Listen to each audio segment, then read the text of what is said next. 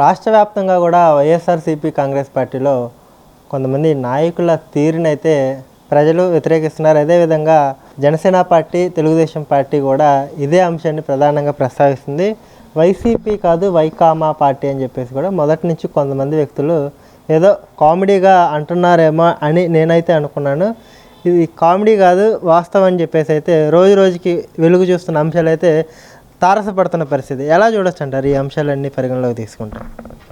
ముఖ్యంగా మొన్న విజయసాయిరెడ్డి గారి అంశం ఏదో తెర మీదకి వచ్చింది. ఇది చిన్న విషయం, అది పెద్ద విషయం అని మనం చెప్పలేము. అంతకుముందు అవంతి శ్రీనివాస్ గారిది, తర్వాత మా అరగంట గంట అన్నటువంటి అంబటి రాంబాబు అన్నయ్య, అదే రకంగా ఒళ్ళంతా చూపించిన గోరంట్ల మాధవ్ గారు, ఇంకా చాలామంది వైసీపీలో ప్రబుద్ధులు సుప్రసిద్ధులు ఉన్నారు. వీళ్ళందరికంటే మించినోడు, పోటుగాడు, వీరుగాడు అన్నట్టుగా ఒక అతను ఉంటాడండి. అతనే దువ్వాడ శ్రీనివాస్ గారు. వీళ్ళందరూ వాళ్ళిట్లా వీళ్ళట్లా అంటారు, కానీ వేదాలు, పండితులు, ధర్మశాస్త్రం గురించి చెప్పిన ఆయన అయితే ఒకే ఒక్కడు మాకు తెలుసు, దువ్వాడ శ్రీనివాస్ గారు. నిలువెత్తు బొట్టు పెడతారు, వైట్ అండ్ వైట్ వేస్తారు. ఇప్పుడు ఎమ్మెల్సీ గారు కూడా ఉన్నారు. ఆయన ఒకప్పుడు మొన్న ఈ మధ్య ఎవరో యాంకర్ గురించి వచ్చిందండి, సాంప్రదాయని, శుద్ధపూసని అని ఏదో వచ్చింది కదా. అయితే నాకు దువ్వాడ గారి గురించి కామెంట్ చేయదలుచుకోలేదు, ఆయన పర్సనల్ విషయం అనిపించింది. కానీ ఒక చిన్న మాట గుర్తొచ్చింది.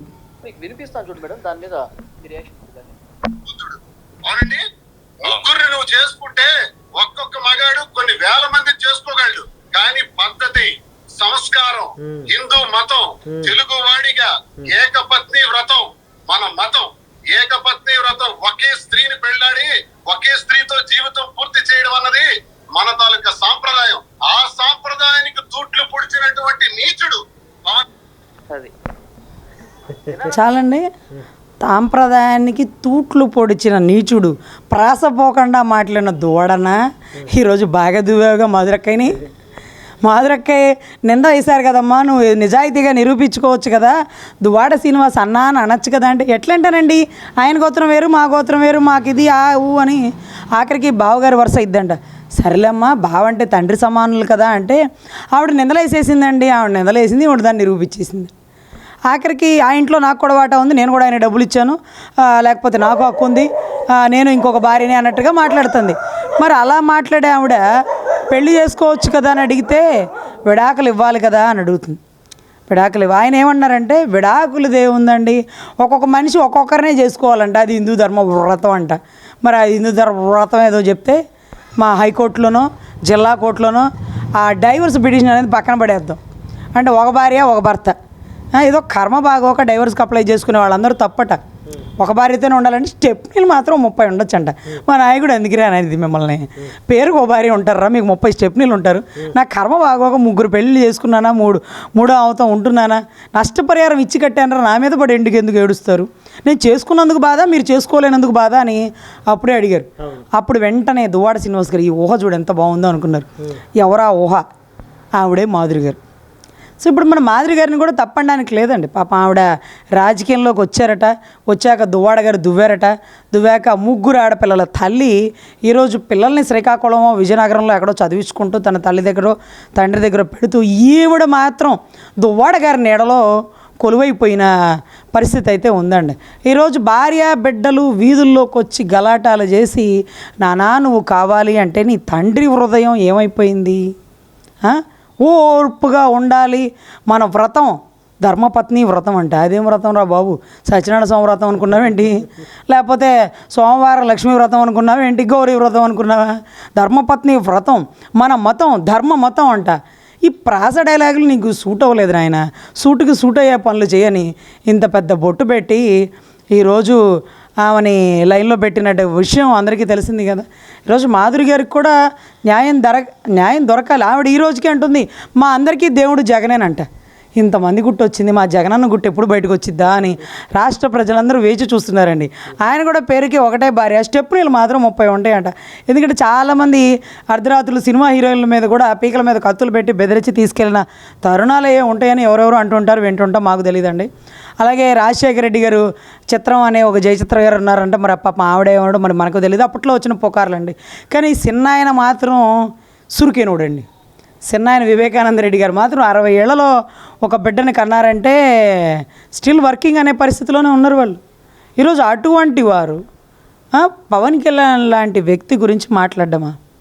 రెండో భార్య అనుకోండి, రేణు దేశాయ్ గారు, 2 ఆడపిల్లలు, అంటే ఆ ఆడపిల్ల మగపిల్లోడు ఇద్దరు కూడా ప్రమాణ స్వీకారం రోజు వచ్చారు. 3వ భార్యతో ఎంతో సన్నిహితంగా ఉన్నారు. ఎక్కడ ఏ ఇబ్బంది లేదండి. వారి కుటుంబాలంతా, కొణిదెల వారి కుటుంబం ఈ రోజుకి అకిరాని ఎలాగా యాక్సెప్ట్ చేస్తారు, అకిరా కూతురుని ఎలా, అకిరా చెల్లిగారిని ఎలా యాక్సెప్ట్ చేస్తారు, స్టిల్ ఈ రోజుకి వాళ్ళ మధ్య మ్యూచువల్ అండర్స్టాండింగ్ ఉంది. ఆ కుటుంబంలో ఎక్కడా లేని ఇబ్బంది నీకెందుకురా? ఇప్పుడు కూడా నీ పర్సనల్ విషయం గురించి మాట్లాడే వాళ్ళం కాదు. ఆ రోజు ఏం మురిగో, నీతేది జాతేదా? ఎదురా నీ నీతి? ఎంతమంది అమ్మాయిలు ఎత్తికిల్లో? అది ఒక్కడితో అయిపోయిందా? 307 ఉందంటగా, 302 ఉందంటగా, తెప్పమంటారా? ఆ గన్ను నాదే, ఆ బుల్లెట్ నాదే అంటాడు చూడండి పోకిరిలో. ఈరోజు అటువంటి పరిస్థితి వచ్చిందా మీకు?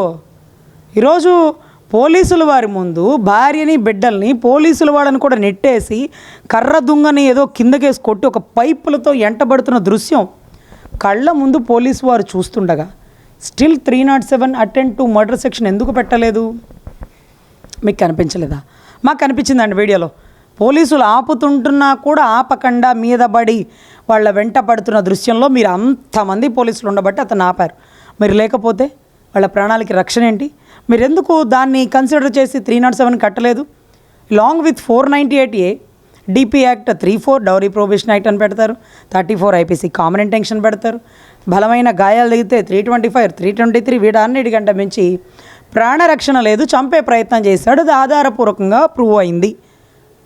Why don't you keep in 307? ఎందుకు మీరు పెట్టలేదు?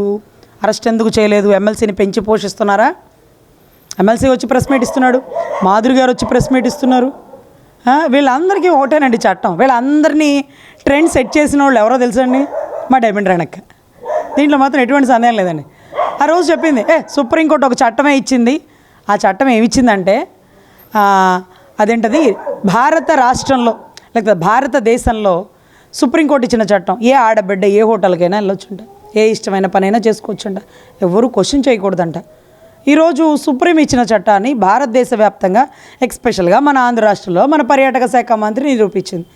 దాని తర్వాత పాపం శాంతి గారు మాకు స్వేచ్ఛ లేదా అని విడాకులు అయినా అవ్వకపోయినా ఇంకొక పెళ్లి చేసుకుంటూ ఇంకొక రిలేషన్లో ఉంటూ ఒక బిడ్డని కనింది. ఇవన్నిటికీ నాంది డైమండ్ రాణి రోజక్క. సో అలాగే మాధురి గారు, నేను ఉంటానండి, నేను అతనితోనే కలిసి ఉంటాను, అతను పెద్దోళ్ళు అయ్యాక ఎవరు చూస్తారని, పెద్దోడు ఇప్పుడే బుల్లి బొప్పా 60 ఏళ్ళు వచ్చినాయి, పిల్లలు చూడలేరా? ఆ 2 ఆడపిల్లలు, ఒక పిల్లకి పెళ్ళయింది, రేపు చేసుకున్నాడు ఇదే తప్పు చేస్తే మీ నాయన ఏం చేసినాడో ఊరంతా చేశారని అదే తప్పు చేయరా? రేపు చేయబోయే 2వ బిడ్డకి పెళ్ళి అవుతుందా? ఇటువంటి టైంలో నా చేసేది ఏదైనా చిన్న పిల్లలు ఆకతాయిగా తెలిసి తెలియక చేశారులే, 20 ఏళ్ళేమ్మ వాడికి ఏం తెలుసులే అనుకోవడానికి 60 ఏళ్ళు వచ్చినాయి. రాజకీయంలో ఉన్నారు, ఎన్నో సంవత్సరాలు ఉన్నారు, కొంచెం మీ కామ క్రోధాలని కంట్రోల్ చేసుకోలేకపోయారా? ప్రజాక్షేమం కోసం పాకులాడే వాళ్ళు మీరు ఇటువంటి వాటిల్లో ఉంటారా? సరే పద్ధతిగా పెళ్ళి ఏమైనా చేసుకున్నారంటే విడాకులు అవ్వకుండా ఎలా చేసుకుంటామండి అంట. విడాకులు తేలిక పనే కదా, పవన్ కళ్యాణ్ అన్నావు కదా, అసలు ఒక్కొక్కరు ముగ్గురిని చేసుకుంటే ఎలా అని. ఊరి నీ దుంపదగా పేరుకి ముగ్గురిని చేసుకుంటాను మాట్లాడేవి. ఒక్క పెళ్ళాన్ని పెట్టుకుని ఎంతమంది స్టెప్నీలు? ఈవిడ ఒక్కతే వెలుగులోకి వచ్చింది, మిగతా వాళ్ళు రాలేదనుకుంటా కదా. ఎంతమంది వస్తారు? ఎంతమంది మీద సినిమా ఛాన్సులను లేకపోతే రాజకీయ ఛాన్సులను మీరు బయటికి తీసుకెళ్లారని మా వైజాగ్ అడ్వకేట్ గారు చెప్తుంటే ఆశ్చర్యపోయాం. అన్నీ ఉన్నాయట, ఆధారాలు తీస్తారట.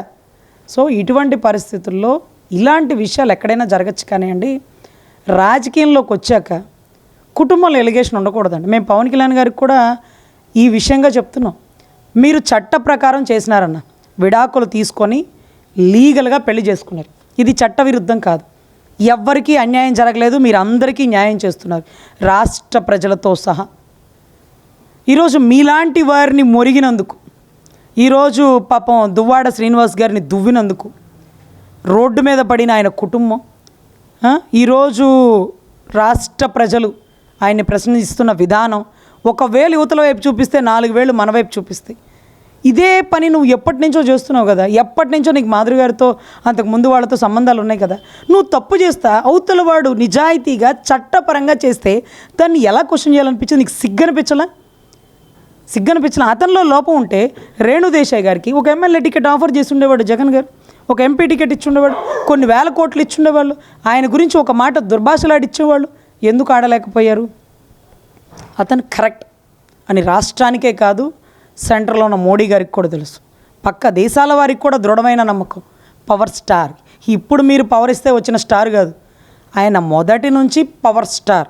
సో అటువంటి పవర్ స్టార్ గారిని దూషించినందుకే కొన్ని పార్టీలు పడిపోయినాయి, ఆయన్ని పొగిడినందుకే కొన్ని పార్టీలు గెలిచినాయి, ఆయన్ని కెలికినందుకే గౌరవ దువ్వాడ గారు ఈ పరిస్థితి దూకున్నారు.